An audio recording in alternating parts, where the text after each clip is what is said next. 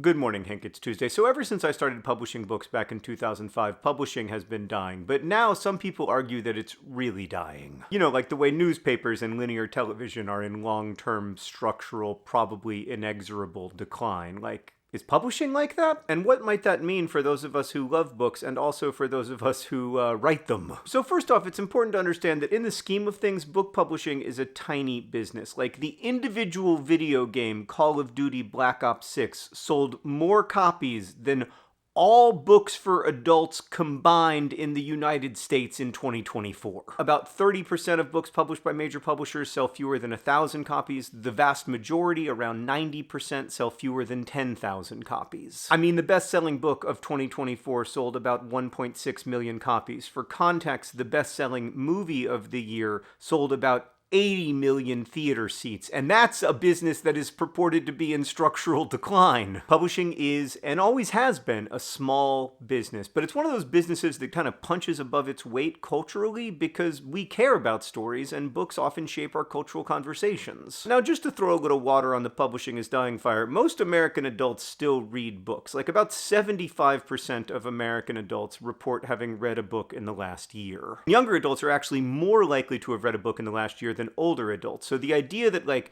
TikTok is making reading impossible is a little bit off base, although as we'll get to, it's also a little bit on base. Lots of people still like reading, and some parts of publishing are growing, like audiobooks. People love reading with their ears. And independent publishing is a growing, if still small, part of the business. Like over 1 million titles will be published independently this year. That of course can mean that it's harder to stand out and get review attention, but that's starting to change, especially with ebooks, where independent publishing is a significant part of the market. I mean, one of my favorite writers, Anne Swinfen, self-published her books. And more, it's not just a viable option. For authors with their own audiences who can pay for editorial services and so on, it can be a preferential option. I think traditional publishers still add a lot of value through the editorial process, also through marketing and getting distribution into bookstores, which, by the way, matters more than ever. I mean, there are more independent bookstores in the United States today than there were when Looking for Alaska came out in 2005. And there are more ways to support independent bookstores while shopping online, like for instance using bookshop.org. So like,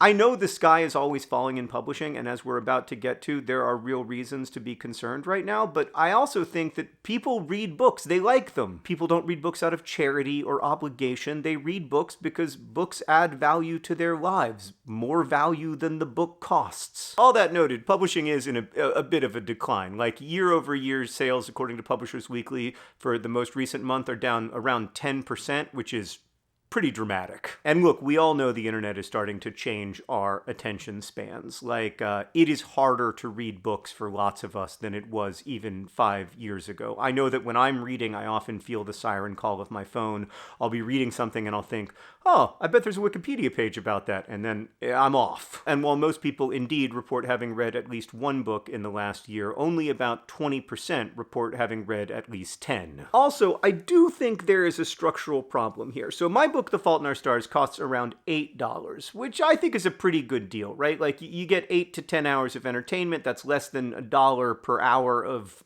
fun, good times. But books used to be, at least in my opinion, one of the best deals in all of entertainment, and that's just not the case anymore. Right? Like, I remember making a Vlogbrothers video in 2007 or 2008 and being like, a movie costs $10 and you get 2 hours of entertainment. A book costs the same $10 and you get 14 hours of entertainment. Except now, often books don't cost $10. They can cost $27 or $30 for hardcovers. And also, it's definitely no longer the best deal in entertainment because TikTok and Instagram are free, at least if you don't count the cost of your attention. So there's no question that the value proposition has changed for readers. And that may be part of a long-term structural change in how many people read books and why they read them and whether they read them. But the underlying question is, can books compete with TikTok? And I would argue that at least for some people, they can. TikTok is certainly a better entertainment, but at least in my experience, books are a deeper entertainment. They allow you to visit rooms in your mind that would otherwise be inaccessible. And I do think you can still compete on depth of experience. Now, obviously, books will continue to be a small business. They may even shrink over the next decade, some, but I just don't think books will go away the way that I do think that linear television will probably go away. I mean, right now, for about $7, you can acquire Toni Morrison's book, Beloved, and have your life absolutely rocked. If you read that book, you'll be thinking about it for decades. There will be individual lines that stick with you. The characters and the plot and the symbols will stick with you. Also, because of the art form's nature, you are asked to be the co-creator of a book, right? Like even a wildly popular book, you render unique because you bring your own unprecedented self to it. That's why books can give expression and form to the way down deep stuff that nothing else can touch, that we ourselves can't even touch without the gift of story. On that level, books aren't just a good deal. For many of us, they're an essential one, and that's why I think as long as there are people, there will be readers. One last thing, Hank. Every year during the Project for Awesome, there is my favorite perk, the Nerdfighter Art perk, where people from around the world make art that's valued at about $30, from plushies to paintings to knitted stuff. And then your art is sent to someone who gets the Nerdfighter Art perk for the P4A. It is a lovely exchange of value. In fact, it captures what the exchange of value ought to be in both books and other forms of art. And if you want to make something for this year's Nerdfighter Art perk, please visit projectforawesome.com/physical art by Wednesday, October 29th. Thank you for making art. Thank you for reading and watching and listening to art. One thing I really believe, Hank, is that art will survive as long as we do. Hank, I'll see you on Friday.